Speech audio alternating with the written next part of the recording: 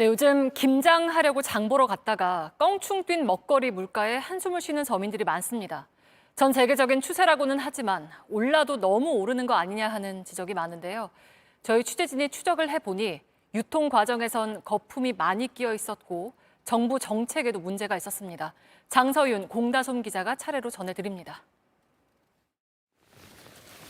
이 배추 한 포기가 밭에서는 400원입니다. 하지만 우리 식탁에 올라가면 4,000원이 됩니다. 그나마 지난달 10,000원까지 치솟았던 배추값이 떨어져서 이 정도입니다. 왜 이렇게 차이가 나는 건지 주산지 해남에서부터 배추의 길을 따라가 보겠습니다. 먼저 농민은 400원을 남기고 포기당 800원의 밭대기로 산지 유통인에게 넘깁니다.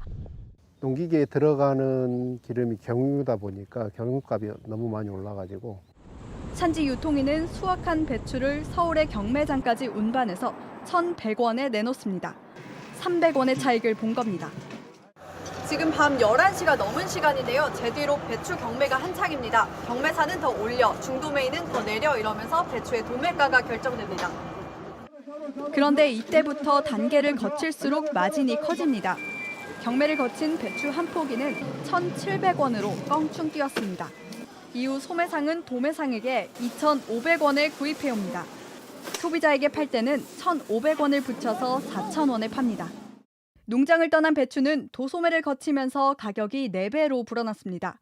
유통 비용만 72.5%가 되는 셈입니다.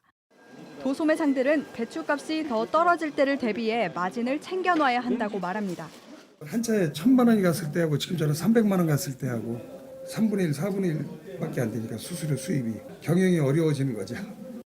올 들어 크게 오른 기름값과 인건비도 고려해야 한다는 입장입니다.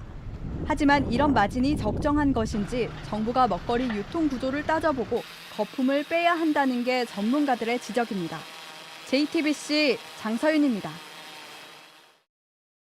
수입 물가가 치솟자 지난 6월 윤석열 정부는 특단의 카드를 꺼냈습니다. 올해 연말까지 많이 먹는 수입식품에 관세를 매기지 않기로 한 겁니다.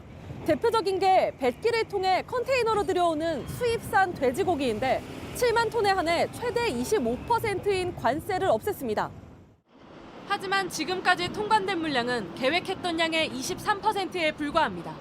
정책이 외면받은 건 미국과 유럽산을 중심으로 수입 돼지고기의 90%가 이미 무관세로 들어오고 있기 때문입니다. 캐나다, 브라질산 같은 나머지 10%의 물량만 이번 관세 인하의 혜택을 받습니다.